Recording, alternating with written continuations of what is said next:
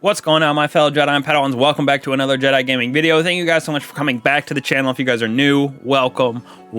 Today we got a banging video going over some tips and tricks for the Grasp of Avarice Dungeon to help you guys make this farmable so much faster. If you want to do it per encounter, that is awesome. If you just want to get some quick runs done, full runs done, so you can hit each encounter in practice for solo runs, whatever you're doing, this video should help you guys out, make these encounters faster, get that loot faster, and just absolutely kill this dungeon. So to start off, we got 6 different areas that we're going to cover. Opening up the dungeon right here in this initial part, the trap section, the ogre section, the sparrows, the bombs, and the boss. So we got to get into it to get all this information out for you guys. So to start out right here in this first section, there really isn't too much to it. You just got to collect those engrams and turn them into the crystal. Now, I would initially deal with the sniper shank because it absolutely hurts, and then hit that witch that is guarding the entrance to the loot cave that we use for the engrams. So after you deal with that shank and that witch, everybody starts filing out and you can collect those motes.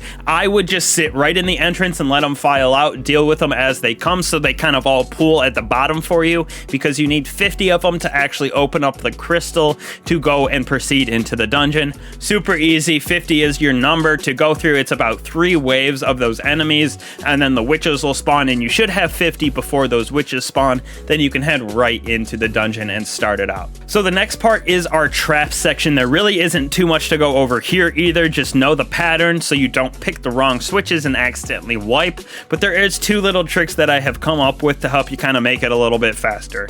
So once you get to this part right here where you got to kind of S back and forth between opening up the different sides, you open up the initial one right here, and you can actually make it across to that far left one where you open up the first end door where there'll be that knight and those couple acolytes. So on Titan, you can use Lion Ramparts to get that little extra boost. Hunter, you can use your Stompies, and then on Warlock Top Tree, you can eat your grenade for solar and then get that float and just float all the way across. Once you get that, go upstairs, hit your initial one, you're good to go. It opens up that other side, and you can start the process of just going through, clearing out the Shrieker, clearing out that side, so you can hit that second switch and open up our path to where we got to start hitting up both the 1, 2, 3, those sides right there where our first secret chest is. So this part's super easy to do. Just make that initial jump, and then you can start the process without having to skip across left and right for a little bit. Once you open that up, you go into this part right here where it's that circle area, and you got to open up the 3 different doors. So to start out, just know the pattern. You go to 1 first and hit that switch.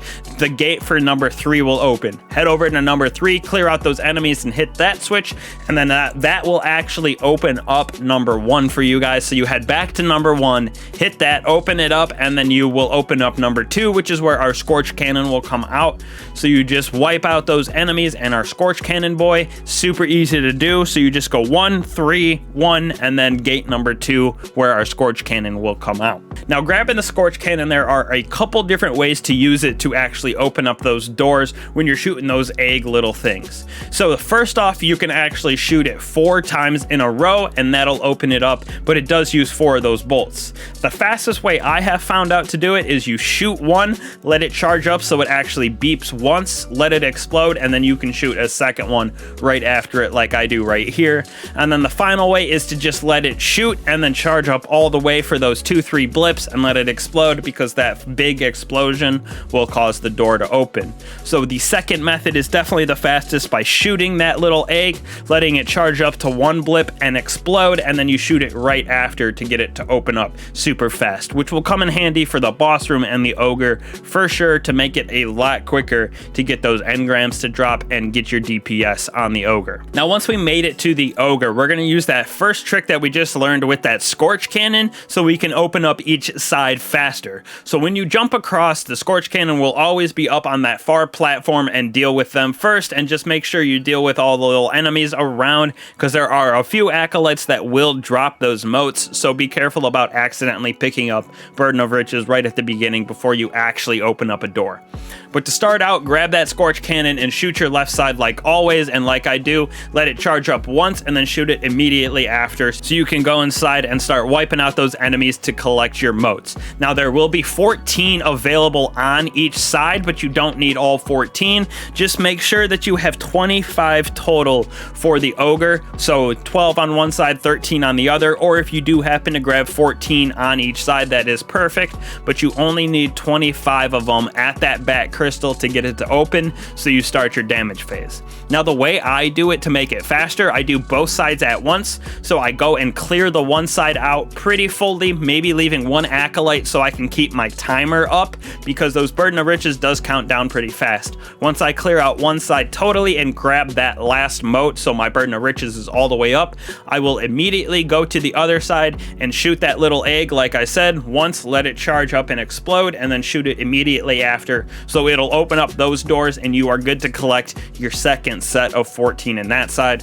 Once you get your second set, like I said, just make sure you're watching your timer for that Burden of Riches so you do not let it go down to 0 and die, and then you should have a total of about 28 after you do both sides. If you happen to miss a couple, no worries. Like I said, you just need 25 of these moats to open up that crystal so you can do damage on the Ogre. Now the crystal will grow the more moats that you put into it, so just be prepared. Initially when it's at 0, it'll be super short, so that Ogre can still possibly hit you, but once you start turning in more, it'll grow and be more protective for you. Just a little tip for hiding out behind it, just in case you're absolutely getting annihilated by that Ogre. Just know it starts out lower than when you actually have all 25 of those turned in. Now there is a little delay on the damage sometimes once you get 25, so just wait for that little message in the left hand corner and then you can start your DPS. Drop your bubble a little bit farther back on the ramp and then your well right on the crystal, and you can just absolutely annihilate them. Sleeper seems like the best way to go, but you can use whatever you want to do DPS as long as you're having fun with the encounter, getting it done fast by using the tip of shooting both sides kind of at once. Do the one side, clear it out, and then go immediately to the other side before turning in your moats and clear out that side so you can get your 25 to open up DPS and absolutely wipe out your Ogre and get your loot for this encounter. Next we have the Sparrow part, which I know a lot of people have trouble on, but this right here should help you guys make it a little bit easier, just because you don't actually have to hit each one of those buttons to extend the time for this Sparrow part. Makes it a lot easier so you're not bobbing and weaving back and forth.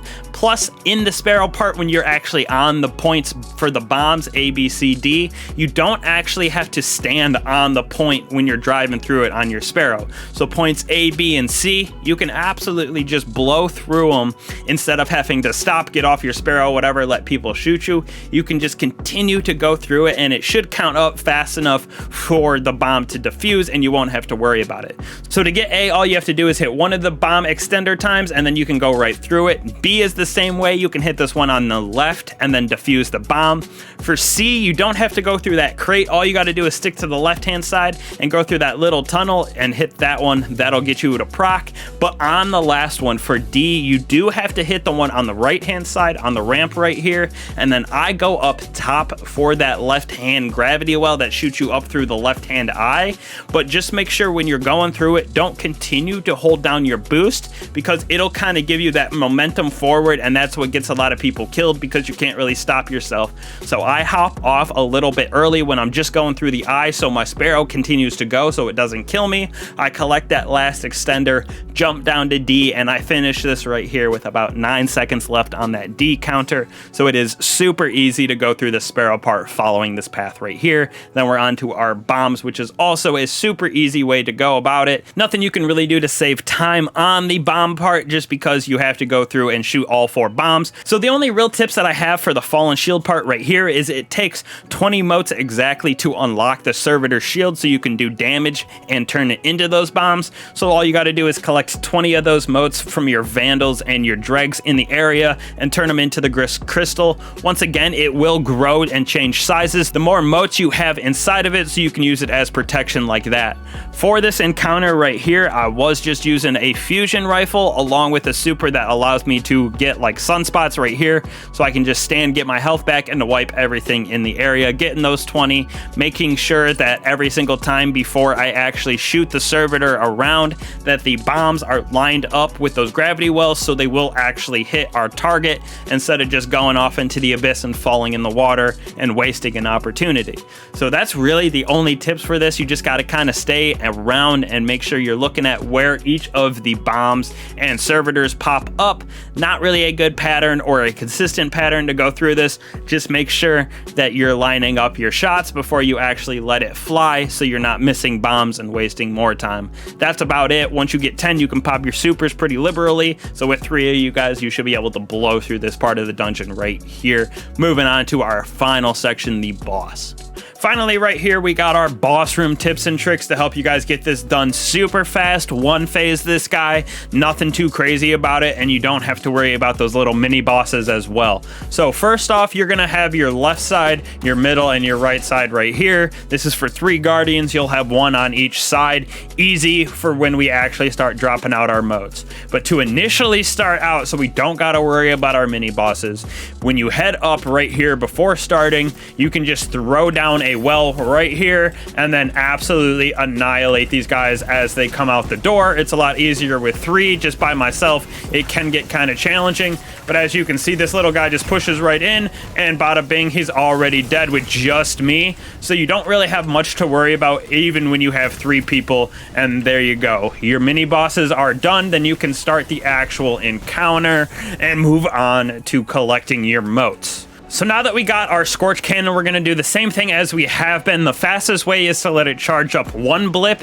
and then shoot it again right after, so it opens up faster, and you guys will be able to collect 20 motes each. So 20 on that left side over there, 20 on this right side right here, and then 20 in the middle when you have 3 guardians. Super easy. All you have to do is make sure you shoot these things twice pretty quickly. So after I shoot this one, it will go immune, so I can't shoot it again, but I'll just rotate to the middle, shoot the middle one as well to proc it, and then head back to my side right here to actually get the motes to deposit.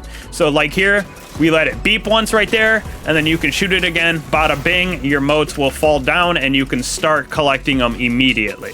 So you get your first set of 10, no problem on each side. Everybody should have 10 depending on how spread out they are, and you only need 60 to get this encounter to proc and start DPS. So when you do kill the Vandal in the middle, it will drop 10 as well, and you can collect those. So like I said right here, we just rotate to the middle and start shooting the middle one to get this one to drop, and then we rotate back up to where we were initially because we will have a fellow guardian down here. Super easy like that.